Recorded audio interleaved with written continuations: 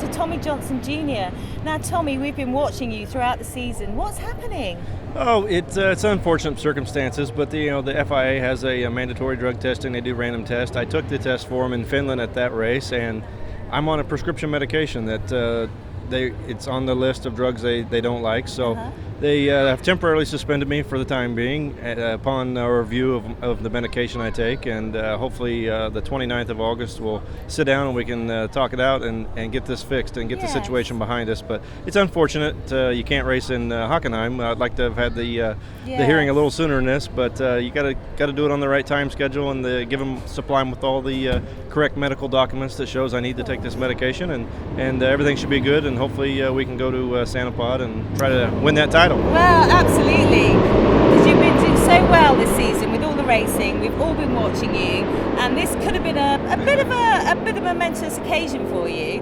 But it's wonderful because you're here supporting so many other teams. I've been talking to other Top Fuel drivers, and you've been helping them understand a little bit more about, well, sharing your knowledge and skills, particularly some of your competitors. I mean, what do you feel about the training side of training for Top Fuel drivers, Tommy? Well, it's just I've been able to do this for years and years and made lots and lots of runs down the racetrack, and I've learned a lot of information over the years, and they don't get the track time in Europe like we do in America. So they're all been great friends now coming over here, and big supporters of the problems I'm having with the FIA. But I don't mind helping them as much as I can. They've all been a great people, and if I can help them out a little bit and speed up the learning process, and it's not really a competitive advantage I'm giving away, but more of a friend helping everybody out and give them a little bit of advice and just some certain things to look for, and a lot of it's nothing a secret that they wouldn't learn on their own eventually, but maybe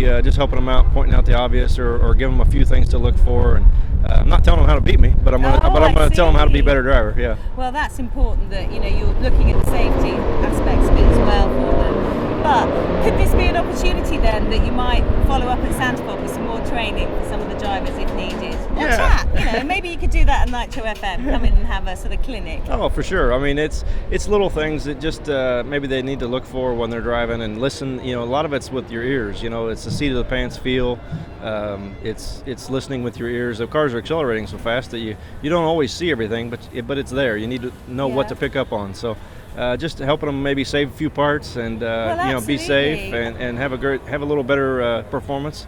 And if that helps any way at all and just speed up their learning curve, I'll be more than happy to help them out. Well, that's fantastic and really, really good for the sport, particularly because a lot of people go over to America. I went and did some training in America, which is very different, but this could be something that you could help us in England and be a sort of supporter, so that's fantastic. Yeah, you never know. One of these days maybe I'll come back and maybe give a little clinic for them all and just little things to watch for and look for, but I'm not ready to do that yet. I'm ready to go out and beat them first. Well, you want to beat them first and then tell them why you beat them. Yeah, there you go. Well, that's the thing. I mean, because you said last time when you were at the main event, you said, well, I knew when to come off it. One, to save parts. I was listening to the engine.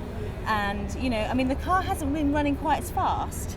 Maybe this racing meet, is that, the car not running as well as at the moment, or is that your skill, Tommy? I don't know if it's all the skill, but there've been some mechanical issues we've dealt with this weekend with the car, and then the track conditions, they aren't as good as Santa Pod. The Santa Pod track was excellent, the traction was really good, so you were able to put all the power to the ground and accelerate the car. Here, the traction is at a minimal. You'd hope for a little more rubber on the racetrack and better traction. You have to back the tune-up off and kind of tiptoe down the racetrack here so you don't spin the tires. And that causes maybe some issues with the tune-up and mechanical things that you aren't used to, because you're used to trying to go as fast as you can, and here you got to back it up and not go as fast as you can. So it's been a little trickier, and the cars it came around the last run, so a couple more and we'll have a handle on it. Well, that's wonderful. Thank you so much, Tommy, and we'll be able to let everybody know now back in the UK what's happening. Yeah, hopefully soon we'll have this all behind us and we can go racing again. Yeah, absolutely. Look forward to speaking to you soon, Tommy. Thanks.